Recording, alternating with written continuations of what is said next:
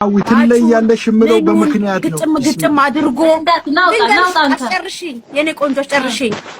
እሷ ልትመጣ ስትል ነው አልጋ የትኛው ይሻላል፣ ቁም ሳጥንስ፣ ድሬሲንግ ቴብል ምን አይነት ይሻላል፣ እንደገና ፓንቷ መደረደርበት ቁም ሳጥን የትኛው ይሻላል ብሎ በስነ ስርዓት አደ ካልሲሽ ጫማሽ መደርደሪያ ሁሉ ነው አመሻሽቶ የሚጠብቅሽ። አሁን ሴት የለ ድስት የለ ቤቱ ላይ ከማን ሊተኛበት እንደዛ ጎዝጉዞ ይቀመጥ ማሬ እንዴ?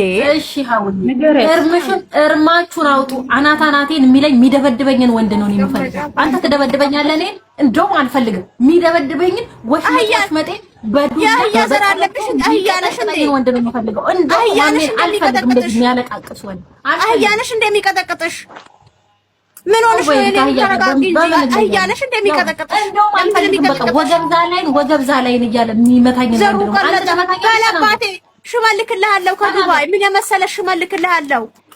አናታናታለው ወገቧል እንዴ። ኧረ ተረጋጊ ዙዙዬ ተረጋጊ። በእናትሽ ወገብዛ ላይ ትለኛለህ። ችግር የለውም እሱ አሁን